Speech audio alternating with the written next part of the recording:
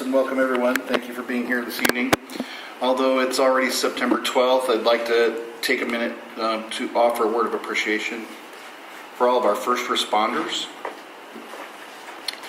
We're reminded of the courage and sacrifice not only on infamous anniversaries such as in New York 16 years ago, but in their ongoing efforts to help storm victims in the Southeast and fire victims in the West.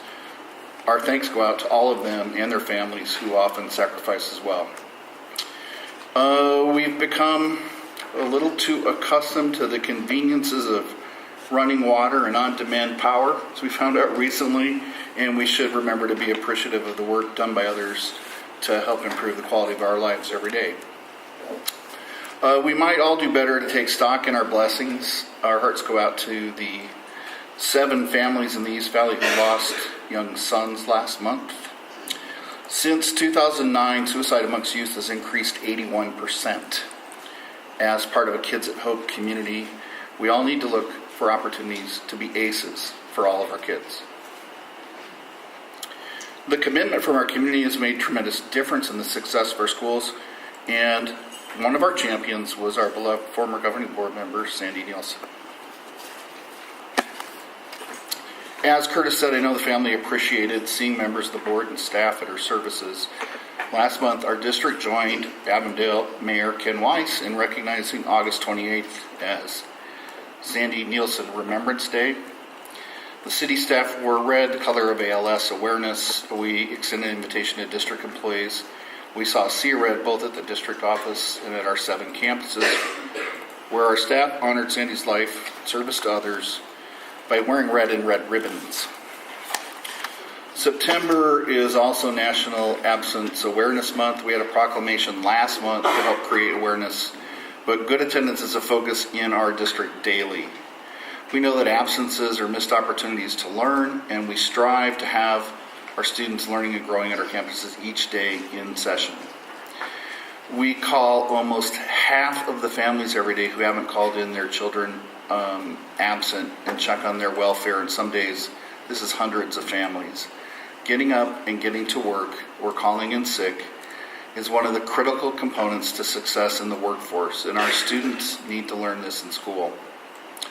Last week, Arizona Superintendent of Public Instruction Diane Douglas announced the approval of Arizona's consolidated state plan under the federal Every Student Succeeds Act by the U.S. Department of Education. She went on to express her appreciation for thousands of comments received from parents, teachers, administrators, stakeholder groups, community members, and elected officials that truly helped make our ESSA plan made by Arizona for Arizona.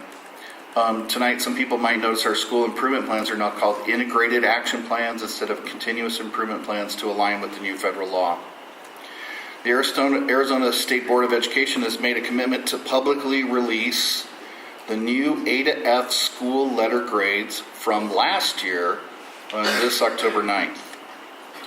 The State Board of Ed hopes to be able to set cut points for each grade at their meeting September 25th. So far, they've been postponing that every time they've met.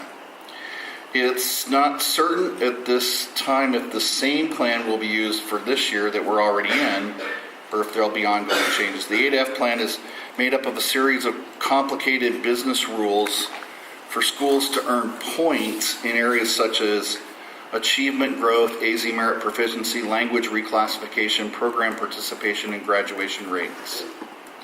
The national teacher shortage continues to be a particular challenge for Arizona and other anti-tax states that have lower average teacher salaries.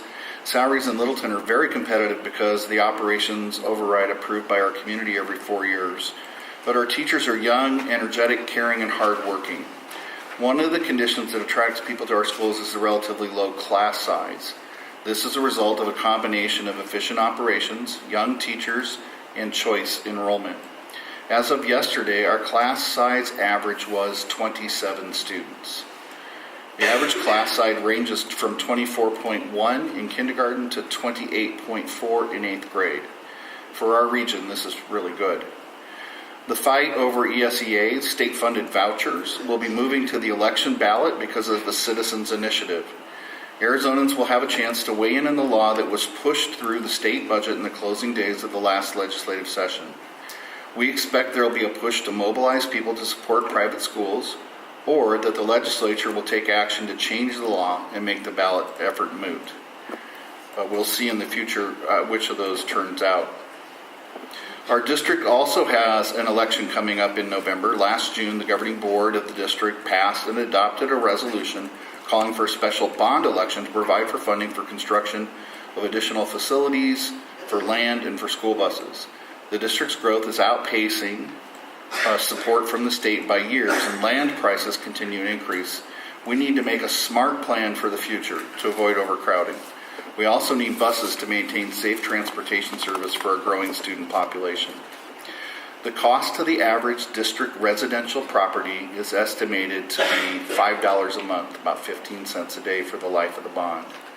So we encourage citizens to get involved, get registered. The deadline for registration is October 9th, so people can receive their mail-in ballots ahead of the November election. The start of the new year is always exciting. I'd like to share with some recent affirmations the district had already this year. Miss Brandy Haskins, some of you may know, the principal of La Jolla Community High School, sent a note praising the incoming freshman class. Brandy wrote, "I just want to make sure that I shared with you that we had one of our best freshman orientation days ever. Staff commented all day about what an excited, engaged, and respectful group they were. I know your folks work really hard to get them ready for the transition, and I wish I could have had a video of the students at the end of the day in our final whole group session." Bus drivers are also an important part of our students' day and can impact how students feel about going to school. One mother, one of our Collier students, called the transportation office to say how the driver of the purple bus is the best driver. And she explained that her son was afraid to ride the bus. And Mr. Jerry, the bus driver, was so nice, he took time to talk with the student individually, and now her son's excited to go to school every day on the bus because he wants to see Mr. Jerry.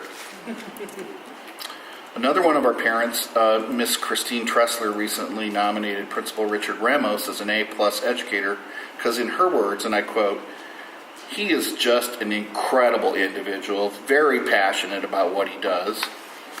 She added that he comes to school, which is good. He comes to school with a smile on his face every day. He greets all the kids and all the parents, and my son just loves him and adores him. Mr. Ramos was featured by 12 News Connecting Arizona. Ramos is an inspiration, a community leader, and an educator who deserves the title of A-plus teacher, said the 12 News reporter. Well, those are just a few examples of the dedication of our staff. A lot of staff effort goes on behind the scenes to provide support for our schools. This year, almost $2 million worth of technology has been placed with our students. Putting all of these modern instructional resources into service of our students efficiently is a massive undertaking. This school year, we have over 1,800 Chromebooks in use at Estrella Vista, Collier, and Littleton, while the other schools have standardized laptops. In addition to learning the digital citizenship and technology skills needed for adult success, students need to use their devices for district and state mandated testing. These children, our children today, will be assessed digitally for the rest of their lives. Southwest Public Service is recognizing Littleton School District for our innovative efforts to conserve energy and has selected our district as the 2017 Champion of Energy Efficiency Award recipient. Environmental controls make sure that only occupied spaces are being heated and cooled, and 90% of our lighting district-wide is controlled by occupancy sensors. Hot water heaters are on time clocks and exhaust fans are on motion sensors. 90% of all exterior lighting uses LED fixtures and are controlled with photosensors or time clocks. We've also started recycling programs at several of the schools to cut back on the amount of trash that goes into landfills. Winners of this award are based on outstanding efforts to implement new technology, institute behavioral change, and support ongoing initiatives for energy efficiency within their organizations. Well, can you believe that our basketball season is already coming to an end? Tonight will be the last night for regular season games. Next Monday will be the start of basketball playoffs. Student athletes have been learning skills, making new friends, and having a great time. We look forward to ending the season strong and reporting who the champions are at our next meeting. In closing, I'd like to express our appreciation for the numerous school supplies donations received last month from generous individuals such as Representative Diego Espinosa, who arranged the donation of several boxes of school bags packed with supplies, and check donations from Wells Fargo Community Support, the Phoenix Art Museum, and Youth Service America. And that's all I have this evening.